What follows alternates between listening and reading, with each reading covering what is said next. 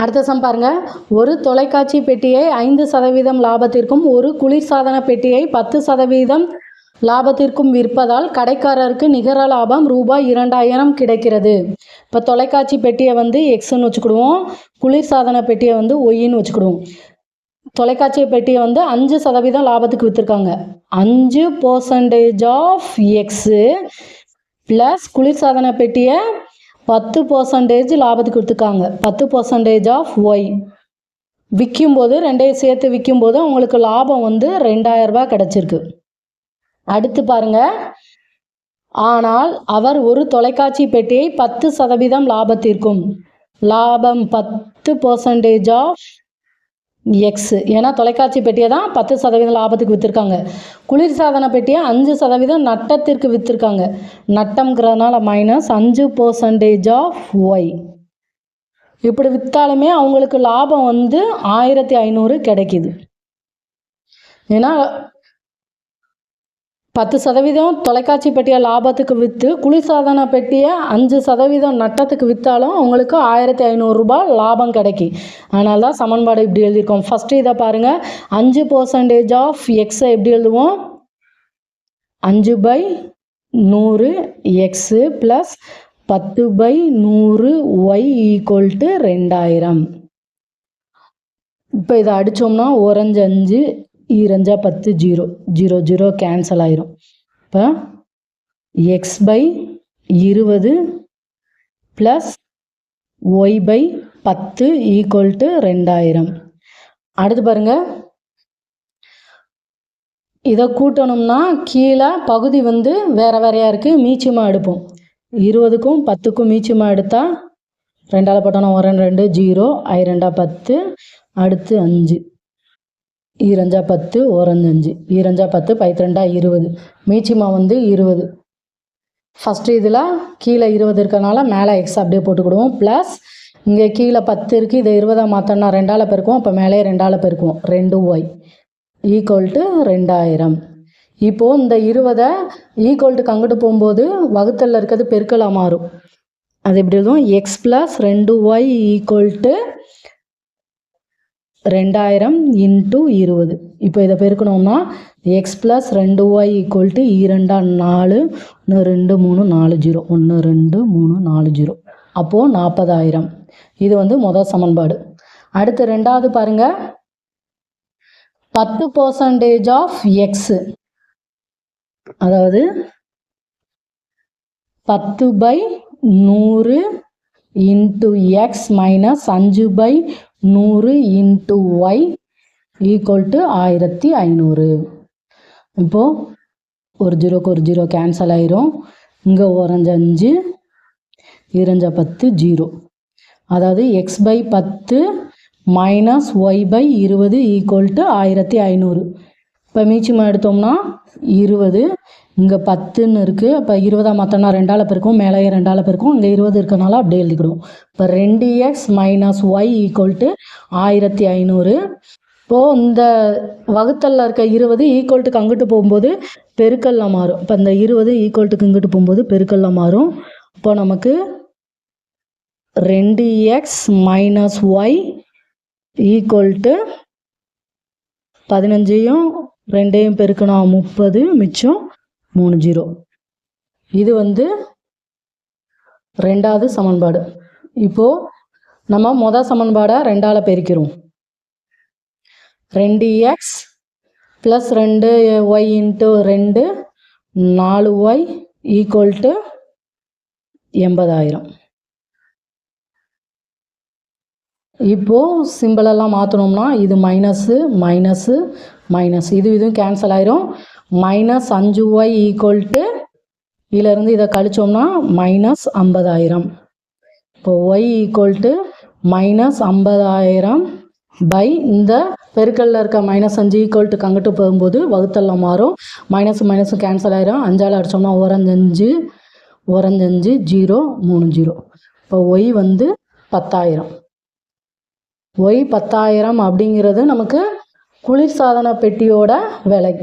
நமக்கு இப்போ தொலைக்காட்சி பெட்டியோட விலை கண்டுபிடிக்கணும். X plus 2y equal to 40,000. இந்த சமன்பாட்டில் போட்டோம்னா நமக்கு தொலைக்காட்சி பெட்டியோட விலை கிடச்சிரும். X plus 2 × 10,000 = 40,000. எக்ஸ் ப்ளஸ் 2ஐயும் 10,000ஐயும் பெருக்குனா 20,000 கிடைக்கும் = 40,000. எக்ஸ் தான் தேவை, எக்ஸை மட்டும் வச்சுட்டு ப்ளஸ் 20,000 ஈக்குவல்ட்டுக்கு அங்கிட்டு போகும்போது மைனஸில் மாறும். 40,000 மைனஸ் 20,000. இப்போ நமக்கு எக்ஸோட மதிப்பு 20,000 கிடைக்கும். அதாவது எக்ஸுங்கிறது தொலைக்காட்சி பெட்டியோட விலை. அப்போ தொலைக்காட்சி பெட்டியோட விலை வந்து 20,000, குளிர்சாதன பெட்டியோட விலை வந்து நமக்கு 10,000 ரூபான்னு வரும். அடுத்த சம் பாருங்க. இரு எண்கள் 5:6 என்ற விகிதத்தில் உள்ளன. அவை ஒவ்வொன்றிலிருந்தும் முறையே 8ஐ கழித்தால் அவற்றின் விகிதம் 4:5 என மாறும் எனில் அந்த எண்களை காண்கன்னு சொல்லியிருக்காங்க. அதாவது 5:6ங்கிற விகிதம் சொல்லியிருக்காங்க. நமக்கு இப்போ 4,6ங்கிற நம்பர் இருந்ததுன்னா இதை விகிதமாக மாற்றோம்னா 4/6 2ஆல் அடிப்போம். 2 4 3 2 6 2:3. அதாவது இந்த மாதிரி விகிதத்தில் இருக்குது. அப்போ இதோட ஏதோ ஒரு நம்பரை பெருக்குனா, ரெண்டு சைடுமே ஒரே நம்பரை பெருக்குனா தான் நமக்கு 4,6ன்னு கிடைக்கும். அதனால தான் இதை வந்து 5x, 6xன்னு எடுத்திருக்கோம் அந்த எண்களை. ஏன்னா விகிதம்னாலே கொடுத்துருக்க ஒரு 2 நம்பரோட சுருங்கிய வடிவம் தான் விகிதம். அப்போது அந்த எண்களை வந்து 5x, 6xன்னு எடுத்திருக்கோம். அடுத்து பாருங்க, அவை ஒவ்வொன்றிலிருந்தும் முறையே 8ஐ கழித்தால் 5xலேருந்து 8ஐ கழிக்காங்க, அடுத்து 6xலேருந்து 8ஐ கழிக்காங்க. அப்போது விகிதம் வந்து 4:5ன்னு மாறுது. 5xலேருந்து 8ஐ கழிக்கிறாங்க, 6xலேருந்து 8ஐ கழிக்கும்போது 4:5 மாறுது. அதனால் நம்ம இங்கே விகிதமாக போட்டுக்கிட்டோம். இதை எப்படி எழுதுவோம்? விகிதம்னாலே வகுத்தல் எழுதலாம் தெரியும். 5x - 8/6x - 8 = 4/5. இப்போது இது இங்கிட்டு போகும்போது பெருக்கல்ல மாறும். 5 × 5x - 8 = 4 இது இங்கிட்டு போகும்போது பெருக்கல்ல மாறும். 6x - 8 5 25x - 5 8 40 = 4 24x - 4 32. எக்ஸ் எல்லாம் ஒரு சைடு, நம்பரெல்லாம் ஒரு சைடு கொண்டு போயிடுவோம். 25x இங்கே ப்ளஸ் 24x ஈக்குவல்ட்டுக்கு அங்கிட்டு வரும்போது மைனஸ் 24xன்னு வரும். அடுத்து மைனஸ் 32. அடுத்து இந்த மைனஸ் 40 ஈக்குவல்ட்டுக்கு அங்கிட்டு வரும்போது ப்ளஸ் 40ன்னு மாறும். 25xலேருந்து 24xை கழிச்சோம்னா எக்ஸ்ன்னு கிடைக்கும். ஈக்குவல்ட்டு 40லேருந்து 32 போச்சுன்னா 8. அதாவது எக்ஸோட மதிப்பு 8. நமக்கு அந்த எண்கள் என்னது? 5x, 6x. இப்போ 5 × 8 8 40, 6 × 8 6 48. அப்போ அந்த எண்கள் வந்து 40, 48. சம்மில் என்ன கொடுத்து என்ன கேட்டிருக்காங்கன்னு புரிஞ்சிச்சுன்னா நம்ம எந்த மெத்தட் ஈஸியோ அதுபடி செஞ்சுக்கலாம். அடுத்த சம் பாருங்கள். 4 இந்தியர்கள் மற்றும் 4 சீனர்கள் சேர்ந்து 3 நாட்களில் ஒரு வேலையை முடிக்கிறார்கள். 2 இந்தியர்கள் மற்றும் 5 சீனர்கள் சேர்ந்து அதே வேலையை 4 நாட்களில் முடிக்கிறார்கள் எனில் இப்பணியை தனியாக ஒரு இந்தியர் எத்தனை நாட்களில் செய்வார், ஒரு சீனர் தனியாக எத்தனை நாட்கள் செய்வார்னு கேட்டிருக்காங்க. அதாவது ஒரு இந்தியர் வேலை செய்யும் நாட்களின் எண்ணிக்கையை வந்து நம்ம எக்ஸ்ன்னு வச்சுக்கிடுவோம். அதே மாதிரி சீனர்கள் வேலை செய்யும் நாட்களின் எண்ணிக்கை வந்து ஒய்ன்னு வச்சுக்கிடுவோம். இவங்க என்ன சொல்லியிருக்காங்க? 4 இந்தியர் 4 சீனர்கள் சேர்ந்து 3 நாட்களில் வேலை செய்கிறாங்க. இப்போது இதெல்லாம் நேரம் வேலை சம்முங்கும்போது இதுக்கு நம்ம எல்லாமே ஒரு நாள் வேலையை கணக்கு பண்ணுவோம். 3 நாளுங்கும்போது ஒரு நாளுக்கு கணக்கு பண்ணும்போது 1/3ன்னு எழுதுவோம். அதே மாதிரி இந்தியர்களுக்கு வந்து எக்ஸ்ன்னு வச்சுருக்கோமா, 1/x. 4 இந்தியர்கள்ங்கிறதுனால 4 × 1/x plus 4 சீனர்கள்ங்கிறதுனால 4 × 1/y. நேரம் மற்றும் வேலையில் எல்லாமே நம்ம ஒரு நாளைக்கு தான் கணக்கு பண்ணணும். இப்போ இதை பெருக்கணும்னா 4/x ப்ளஸ் 4/y = 1/3ன்னு வரும். இது முதல் சமன்பாடு. அடுத்து பாருங்க, 2 இந்தியர்கள் மற்றும் 5 சீனர்கள் சேர்ந்து அதே வேலையை 4 நாட்களில். அப்போது 2 இந்தியர்கள்னால் 2/x ப்ளஸ் 5 சீனர்கள்னால் 5/y ஈக்குவல் 4 நாட்கள்ங்கிறனால 1/4. இது சமன்பாடு 2. இப்போ 1/xஐ நம்ம ஏன்னு வச்சுக்கிடுவோம், 1/yஐ பின்னு வச்சுக்கிடுவோம். அப்போ தான் சம் செய்ய easy. 4a plus 4b equal 1/3. அடுத்து பாருங்கள், 2a ப்ளஸ் 5b ஈக்குவல் 1/4. இப்போது 2வது சமன்பாடை மட்டும், அதாவது இந்த 4வது சமன்பாடை மட்டும் 2ஆல் பெருக்கிறோம்.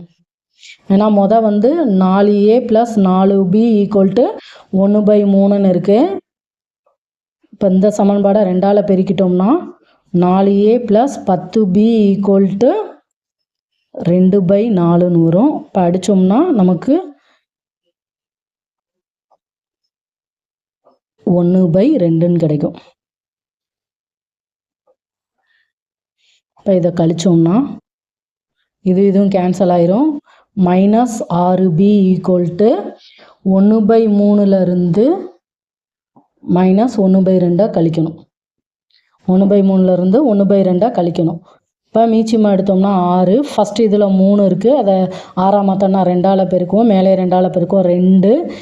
அடுத்து இங்கே பாருங்கள், கீழே 2 இருக்குது, 6ஆக மாற்றோம்னா 3ஆல் பெருக்கணும், இப்போ மேலே 3ஆல் பெருக்குவோம், -3.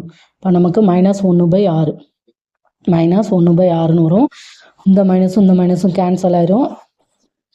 இப்போ b ஈக்குவல் 1/6, பெருக்கல்ல இருக்க 6 ஈக்குவல்ட்டுக்கு இங்கிட்டு வரும்போது வகுத்தல்ல மாறும், × 6. இப்போ b 1/36. அடுத்து a கண்டுபிடிச்சிடலாமா? 4a ப்ளஸ் 4 × bங்கிற இடத்துல 1/36 ஈக்குவல் 1/3. 1 4 9 36. இப்போ 4a ப்ளஸ் 1/9ன்னு வரும். இது ஈக்குவல்ட்டுக்கு அங்கிட்டு போகும்போது மைனஸாக வரும், 1/3 - 1/9. இப்போ மீச்சமாக எடுத்தோம்னா 9. இங்கே 3 இருக்குது, இப்போ 9ஆக மாற்றோம்னா 3ஆல் பெருக்கும், மேலே 3ஆல் பெருக்கும், 3 மைனஸ் 2ஆல் கீழே 9 இருக்கனால 1 மட்டும் போட்டுருவோம். 4a ஈக்குவல் இது. இப்போ 4a ஈக்குவல் 2/9ன்னு வரும். அடுத்து பாருங்கள், a ஈக்குவல் 2/9 × 4. இந்த 4 பெருக்கல்ல இருக்க 4 ஈக்குவல்ட்டுக்கு அங்கிட்டு வரும்போது வகுத்தல்லாம் மாறும். இப்போ அடித்தோம்னா 2 2 2 4. இப்போ a 1/18ன்னு கிடைக்கும். இப்போ பாருங்கள், 1/x ஈக்குவல் a. இப்போ 1/x ஈக்குவல் a மதிப்பு 1/18. நமக்கு இந்தியர் வேலை செய்யும் நாட்களின் எண்ணிக்கை தான் எக்ஸ்ன்னு எடுத்துருக்கோம். இப்போ எக்ஸு 18, இந்தியர் 18 நாட்களில் அந்த வேலையை முடிப்பாங்க. அதே மாதிரி பி 1/36, 1/y தான் பின்னு வச்சுருக்கோம். இப்போ 1/y ஈக்குவல் 1/36. இப்போ ஒய் 36, அதாவது சீனர்கள்